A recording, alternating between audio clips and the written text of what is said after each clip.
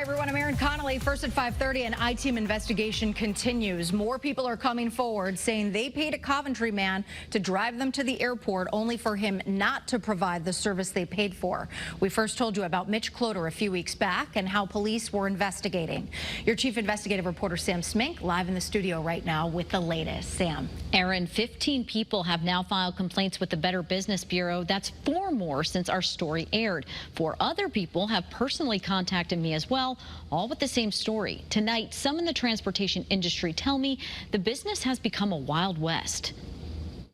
When planning their trip to Colombia to see family, the heirs were looking for someone to drive them to and from JFK in mid-June. The person they found, Mitch Cloder, came recommended by a family friend. They had said they'd had great experiences with him, so we reached out. He sounded super professional. The couple booked Cloder and his company, Eastern Rentals and Transportation, months before their trip, paying him $575. But the couple says they didn't get final confirmation until the night before their trip. The night before, he called him. He was like, what is happening? We don't have any confirmation.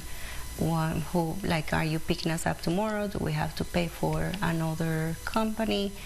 And he was like, oh yeah, by the way, my car is not working. I have issues, but I'm going to send someone. We didn't sleep that night. Cloder did send a driver, and the couple, along with their 4-year-old, made their flight. The driver Cloder sent said he picked them up again when their trip was over. Weeks later, when they flew back to JFK. When we landed, that's when I got the text from the driver saying that we had to contact Mitch because there was a payment situation. The driver said Cloder hadn't paid him for this pickup, so Nicholas called Cloder.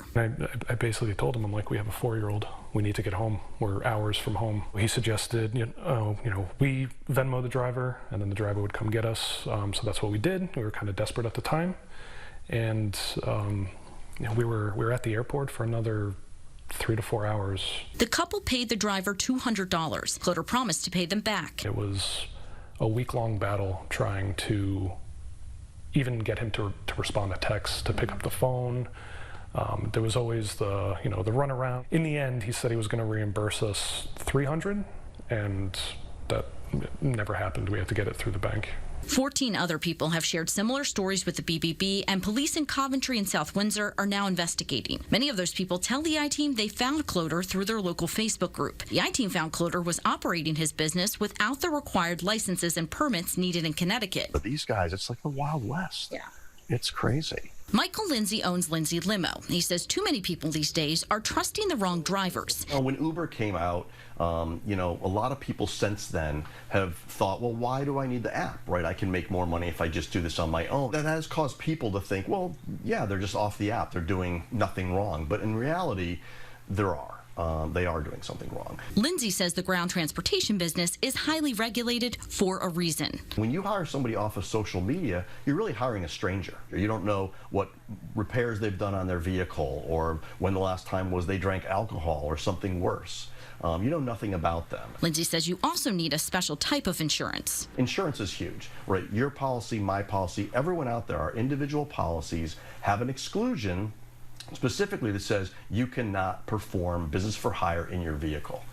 And so anybody that takes someone like that, they're not insured. They might say they're insured. Yes, they have insurance, but God forbid there's an accident, they're not covered. But a lot of people might say, hey, but if I wanted to hire your company, I'm paying twice as much. Would you hire an unlicensed electrician or an unlicensed plumber, unlicensed daycare or a moving, company? We have things in the cars that have AI, right? The latest technology that if the driver picks up a cell phone for more than 5 seconds, it's going to ding him. We, on top of that, do background checks. We do drug screening.